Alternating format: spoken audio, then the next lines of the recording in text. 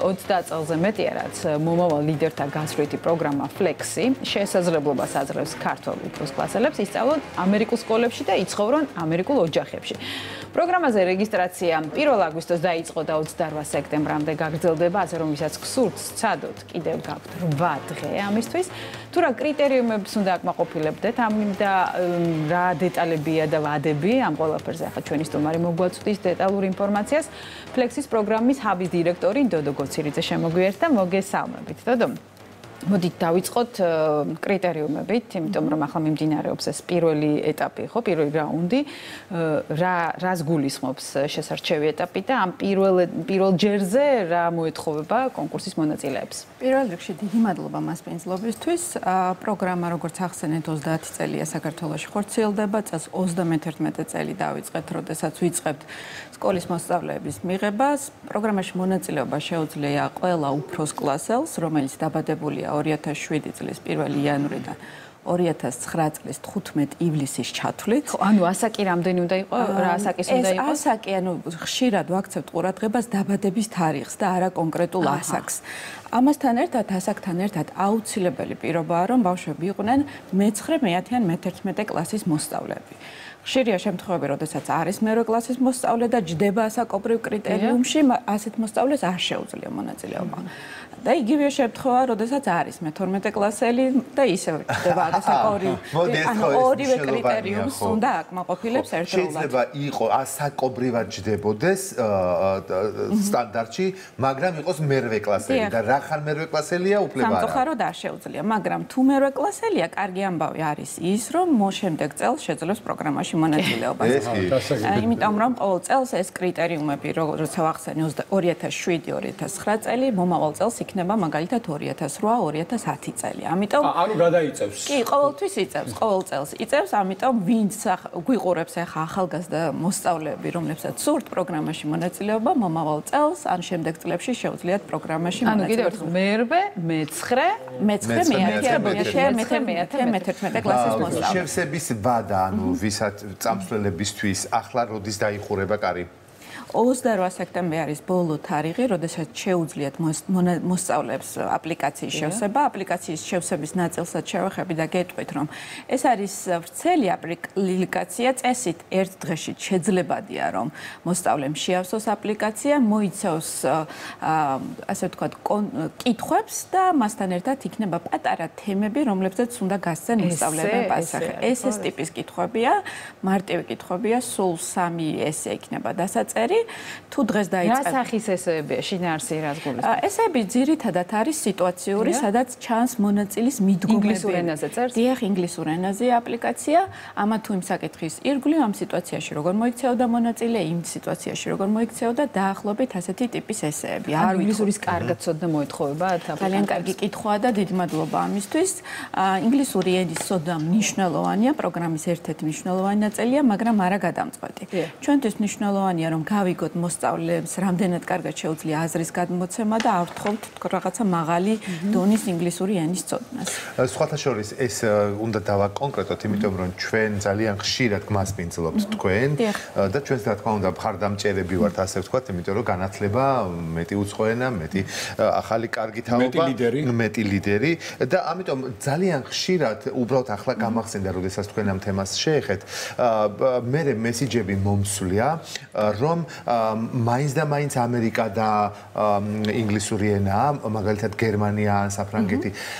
დაახლოებით არ ვიცი თქვენ გეხება თუ არა ახლა ეს შეკითხვა, მაგრამ თუ არსებობს იგივე მსგავსი რელევანტური კითხვაა და ხშირად არიან მონაწილეები, რომლებიც ჩვენთან მოდიან პროგრამაში და მათი სურვილია, რომ საზღვარგარეთ წავიდნენ და არა აუცილებლად ამერიკაში. ამ ნაწილში ვიტყოდი, რომ ჩვენი პროგრამა შეგნებულად თქვია ამერიკული საბჭოები ახორციელებს და დაფინანსებულია ამერიკის სახელმწიფო დეპარტამენტის მიერ. ანუ შესაბამისად ინტერესიც უნდა იყოს, ხო, შესაბამისი და არა ვთქვათ, არიან ბავშვები, რომლებსაც სურს ნებისმიერ პროგრამაში მონაწილეობა, ოღონდ საზღვარგარეთ კონტენტ განათლება. ამიტომ თითოეულ მათგანს, ვისაც სურს საზღვარგარეთ სწავლას, ჯერ მივიცემდი ასეთ რჩევას, რომ ჯერ წაიკითხოს, რა სთავაზობს პროგრამა და მერე დაფიქრდნენ, არის თუ არა მათი სურვილი და მათ მიზნებს რამდენად ესადაგება. დოდო, მოდით მივყვეთ რაუნდებს, ხო? ესე იგი პირველი რაუნდი, ეს მიმდინარეობს ახლა პირველი რაუნდი და 28 სექტემბერს დასრულდება, რაც გულისხმობს როგორც თქვენ აღნიშნეთ უკვე ესეებს, რაღაც კითხვებზე პასუხის გაცემას, ხო, რეგისტრაციას ალბათ, ხო, თავისთავად. ახლა მეორე რაუნდს რაც შეეხება. მეორე რაუნდი არის, ასე ვთქვათ, მარტივი ინგლისური ენის ტესტი, ნებისმიერი მოსწავლე, რომელიც გაივლის პირველ რაუნდს, ანუ შეავსებს აპლიკაცია იგულისხმება პირველ რაუნდში, ავტომატურად მიიღებს მოთხოვნას ინგლისური ენის ტესტზე. ინგლისური ენის თუ ვინც გადის პრინციპში კონკურსში, ვინც აგზელებს მონაწილეობას. არის რაღაც 15 წუთიანი ინგლისურის ტესტი, 24 საათში მიიღებს როგორც კი აპლიკაციას დაასრულებს, ასევე ვიტყვით, რომ დღეს თუ დაიწყებენ მონაწილეები აპლიკაციის შევსება, ექნებათ 28-მდე შეუძლიათ გაწელოვნეს პროცესი და ნელ-ნელა შეავსონ. თუ თქვათ ხვალ დაიწყებენ, უკვე 7 დღე ექნებათ. ვინც 28-ში დაიწყებს, მხოლოდ 1-24 საათი. ანუ მიიღებს 24 საათში უკვე პასუხს მეორე ყველა გადადის, ვინც პირველ რაუნდში იღებს მონაწილეობას ავტომატურად მეორე რაუნდში, აი მეორე რაუნდში უკვე როცა გვექნება მონაცემი ბავშვის ელემენტარული ინგლისური ენის დონეზე, გვექნება მათი ესეები, მოხდება მათი გადარჩევა და მხოლოდ ნახევარფინალში გადასულ მონაწილეებს დაუკავშირდება. ამჯერად რამდენი ადამიანი დაფინანსდება? 70 მოსწავლეს ველოდებით ისევ წელს პროგრამაში. მოდით დოდო კიდევ ერთხელ უთხრათ ჩვენს მაყურებელს, რას ნიშნავს Flex-ის პროგრამა, რა ბენეფიტები აქვს, რა შანსები აქვს მოსწავლეებს და ასე შემდეგ, მოკლედ თავი ხიბლი რა არის? პროგრამის ძირითადი მიზანი არის კულტურათაშორისი გაცვლა, რაც არ მოიცავს ინგლისური ენის გაცვლის პროგრამა. არ არის, ეს არის აკადემიური პროგრამა. კი, მონაწილეები სწავლობენ ამერიკულ სკოლებში და ამერიკელ მასპინძელ ოჯახებში ცხოვრობენ, მაგრამ ძირითადი აქცენტი მაინც კულტურული ინფორმაციის გაცვლას ეთმობა.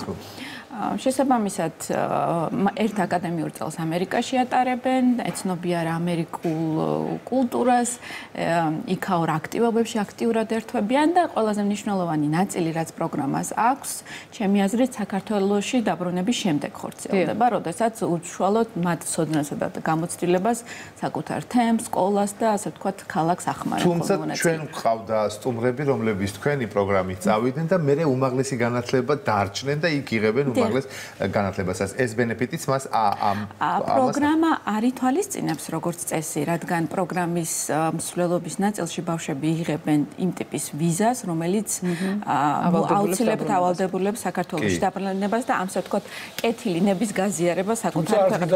ხო, ეს უკვე ვიზის საკითხს და მოდით უთხრათ ჩვენს მაყურებელს, ვის აქვს უფლება მონაწილეობის მიღება, იმიტომ რომ თუ მაგალითად მონაწილემ სურველი გარკვეული პერიოდი იყო შეერთებულ შტატებში, მგონი ვიზასთან დაკავშირებით რაღაცა დეტალები იყო გასათვალისწინებელი. ვიზასთან დაკავშირებით ნებისმიერ საკითხს ამერიკის ალჩო განაგებს, ასე რომ ვთქვათ, მაგრამ ჩვენი მიზანია, რომ პროგრამაში მიიღოს მონაწილე, რომელიც არის აუცილებლად საქართველოს მოქალაქე და ირიცხება ქართულ სკოლაში. ხოლო აი ვიზაზე რამდენად აქვს და შეუძლია ვიზის განაცხადის შევსება. აი ეს ძირითადი კრიტერიუმით ემატება ასაკისა და კლასის ნაწილს. საბოლოო პასუხი როდის იქნება ცნობილი? აპრილის ბოლოს, მაისის დასაწყისში, მაგრამ როგორც წესი, უფრო ადრე წლებია ვცდილობთ ხოლმე, რომ ეს პროცესი დასრულდეს. დიდი მადლობა თქვენ. მადლობა თქვენ. ესე იგი, დოდო გოცირიძე იყო ჩვენთან სტუმრად, Flex-ის პროგრამის ჰაბის დირექტორი. წარმატებას გისურვებთ თქვენ რამდენი წელია მართლა იმსახურებით ამ კარგ საქმეს და ბევრი ლიდერი ჩვენს ქვეყანაში. ბევრი ლიდერი